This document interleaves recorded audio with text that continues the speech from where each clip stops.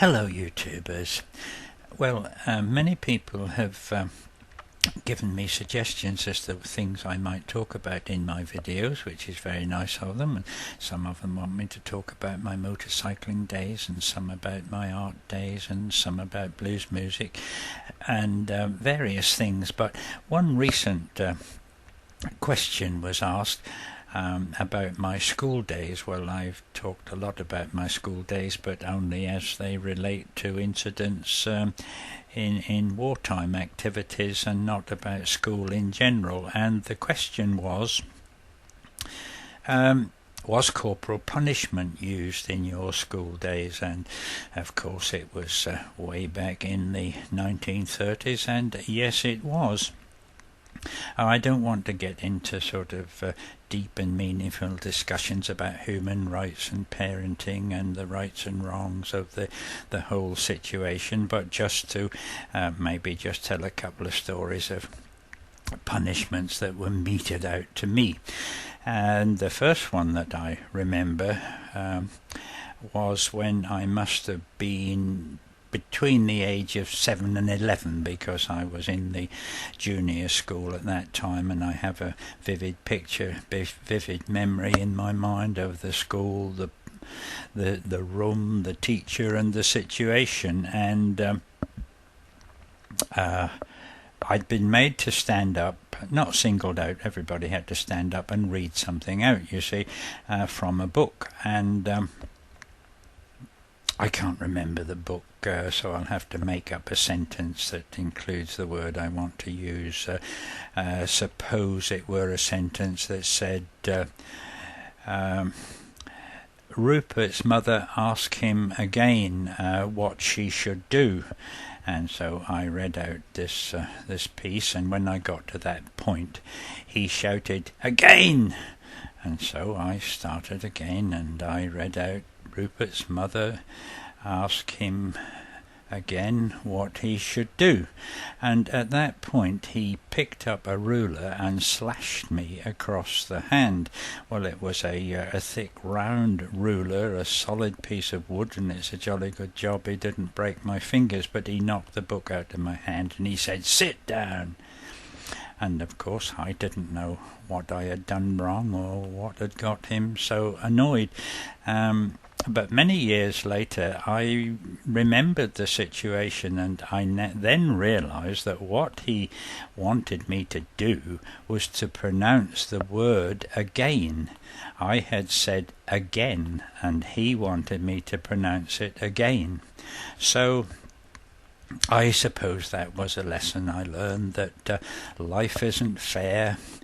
And we have a saying that life isn't fair and nobody tells the truth. And so that was a lesson that I learned. And of course, life isn't very fair, is it, sometimes? But the next incident I remember was when I was at the senior school, which is a school that we went to from the age of 11 until 16, and it's pictured. I put a picture of my particular school on the front of this video, and apparently the headmaster had I don't know, instigated some new rules and taken away some privileges maybe that we had, and we weren't very pleased about this. And it appears that I had drawn a picture of this headmaster in his cap and gown sliding down the stairs, at the bottom of which was a post, and there were some quite rude words on it as to how he would inflict punishment on himself, and I leave that to your imagination. But the picture obviously was floating around the classroom somehow or other, and the teacher found it, sent me to the headmaster for my punishment. Well, the punishment was more sort of controlled, and you held out your hand with the palm uppermost, and with a very sharp whippy cane he slashed you across the hand which was extremely painful, and I suppose the number of strokes you got depended upon his interpretation of the degree of the punishment that he was going to give.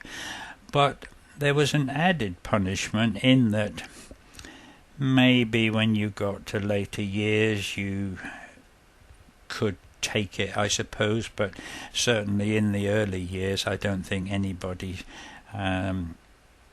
suffered the punishment without crying, and so you had the added punishment of having to go back into the classroom with everybody aware that you hadn't taken your punishment like a man, as they say. So I suppose respect was reinforced into my education, that if you weren't respectful to people, then you should expect punishment, and that was how it was.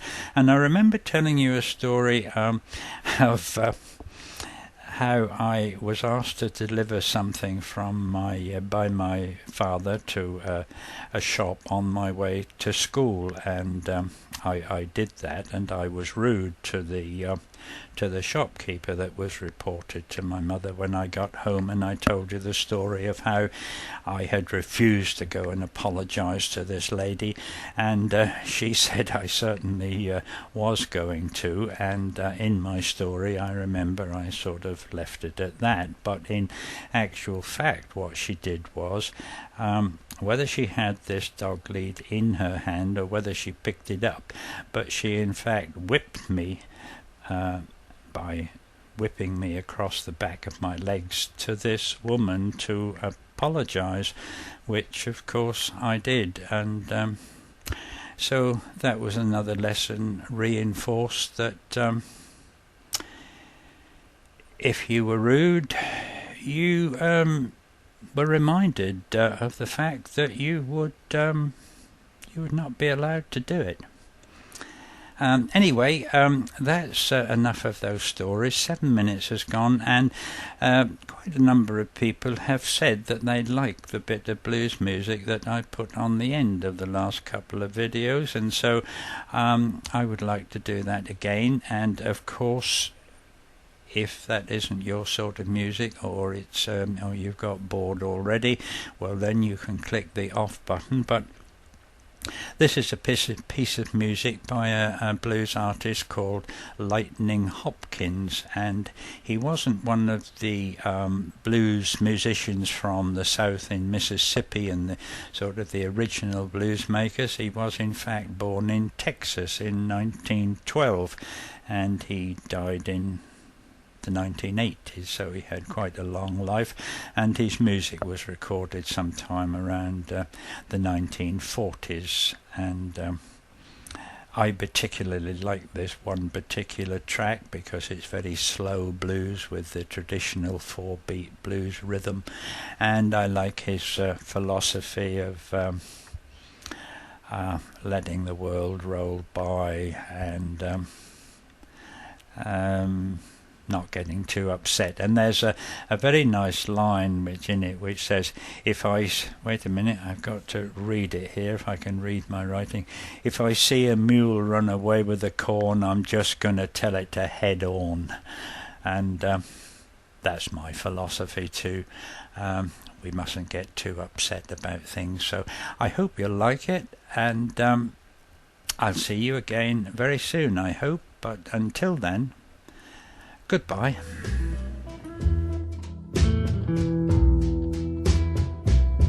Whoa, Grandpa said if you love me, little girl, I hope to die, and I sure love you.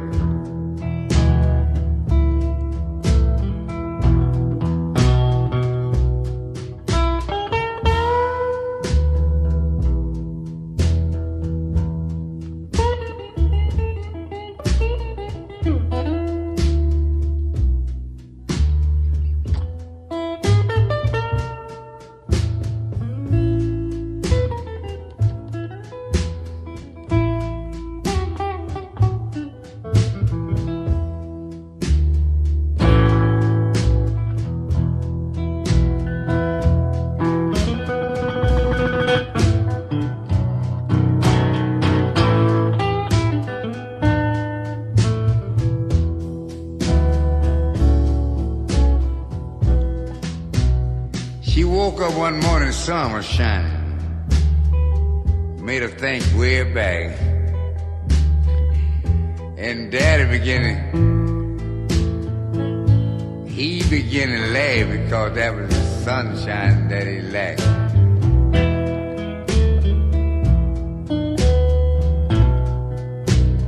And boy, I'm telling you, it made me feel pretty good. The old man done got on his feet now. He said, I know how to pick no cotton.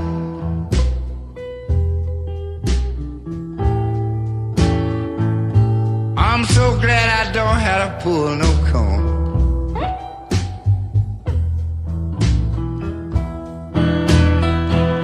Whoa, Lord have mercy.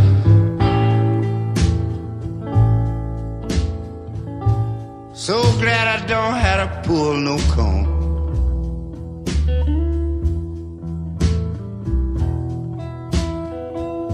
He said if I see a mule run away with the wood,